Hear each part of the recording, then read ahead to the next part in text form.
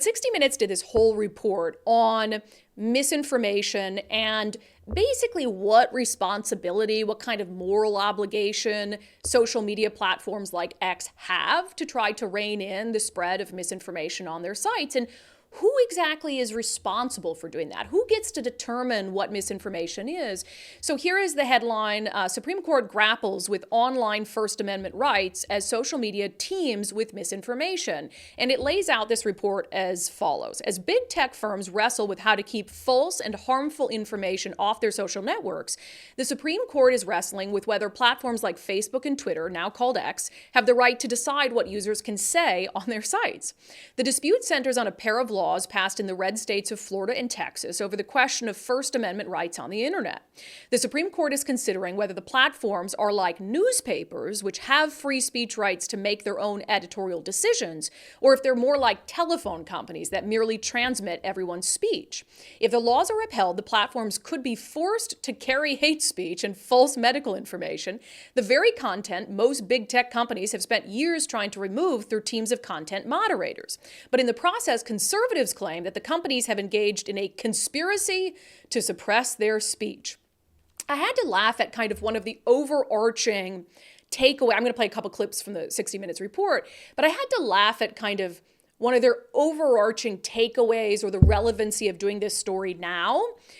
60 Minutes posted on Twitter with a link to their report. It said, after Elon Musk took over X, most fact checkers were fired. The site is now rife with trash talk and lies. Quote, the toothpaste is out of the tube, says Daryl West of the Brookings Institution. But that struck me. It said the site is now rife with trash talk and lies. What Twitter had you been using all those years? I have never been on a Twitter that wasn't rife with trash talk and lies. I mean, the trash talk thing particularly so. I'm like, do you really think it's only Elon Musk's Twitter that's rife with trash talk? And it's not just X. You go to Facebook, you go to Instagram, it doesn't matter what it is. People suck. It's rife with trash talk.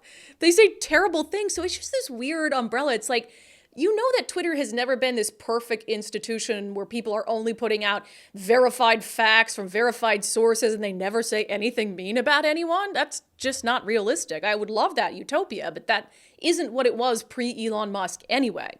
So anyway, it is true that Elon Musk dwindled the staff at Twitter X and basically said that he was going to allow more kinds of speech, that he believes in, being a free speech absolutist. Some people would contend that he has shown otherwise. But it is clear that under Elon Musk, X isn't cracking down on as much speech.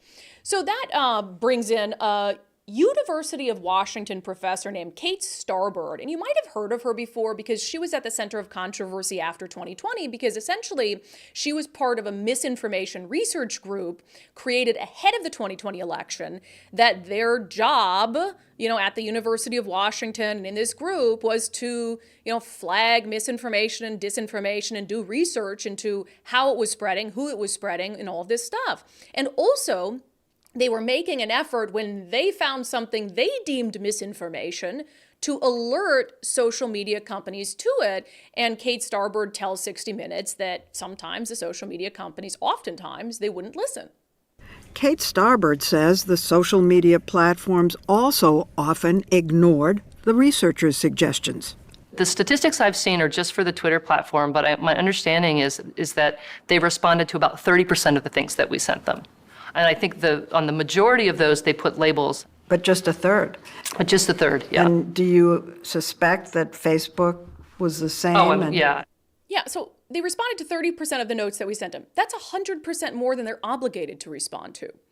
You have, and I'll get into sort of the concerns with having a UW group of researchers and Kate Starbird be the ones who believe that they should be able to dictate, what is misinformation, and that, I don't know, these social media companies just need to jump.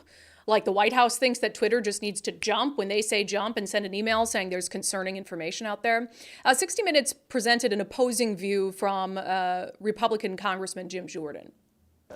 Congressman Jordan argues that the tech companies shouldn't remove most of what they call misinformation. I think you let the American people respect the American people, their common sense, to figure out what's accurate, what isn't. Well, what about this idea that the 2020 election was stolen? You think that these companies should allow people to say that, and individuals can make up their own mind, and that there should be... I think the American people are smart. Look, I've not said that. What I've said is there were concerns about the 2020 election. I think Americans agree with that. No, they don't. You don't think they think there were concerns with the 2020 election? Most people don't question the result. That's all I'm saying. They don't question whether Biden won or not. Right? Right. Most people don't question the outcome. Right. Yeah, but the line of question there suggests that because most people don't believe something, that people who do believe it shouldn't be able to say it. And it kind of freaks me out that a journalist like Leslie Stahl is almost seeming to suggest that. And, you know, he even says, he says there's some nuance between believing the election was stolen, which I certainly do not, and being able to talk openly on social media about problems or concerns you have about an election, any election. So there's a couple things here. I mean, and I'll get to our daily subscriber poll in a moment because I asked you guys, you know, what responsibility social media companies have to regulate misinformation. So first, let me be clear. I think there's a ton of misinformation and disinformation on social media, and more by the day. I do believe that, but part of that's because of like AI.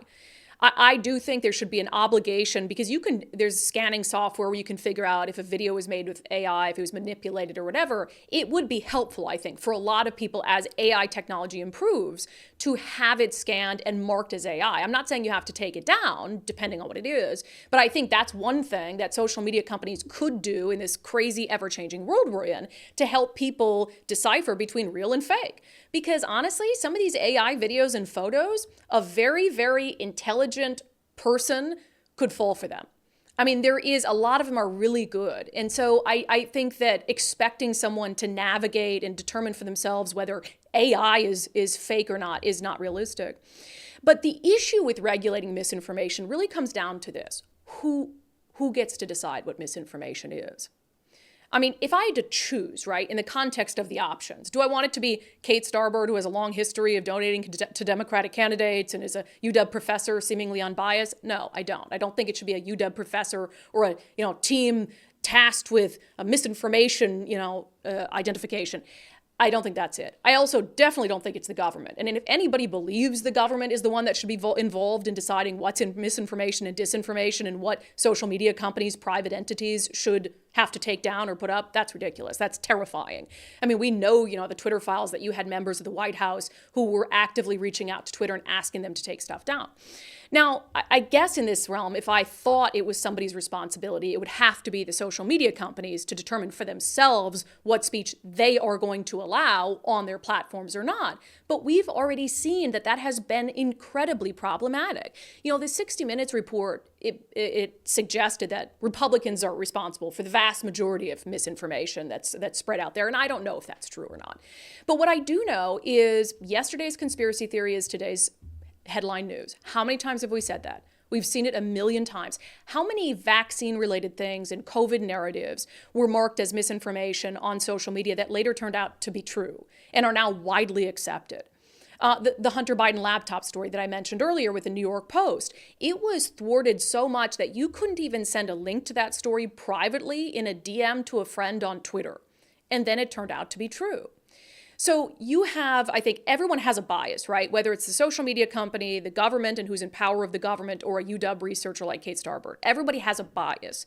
And so trying to navigate misinformation and take stuff down and decide it on some grand scale is just rife with problems. So yeah, I think a lot of it comes down to individual responsibility to try to figure out, is what I'm reading and looking at from a reliable source and a reliable person?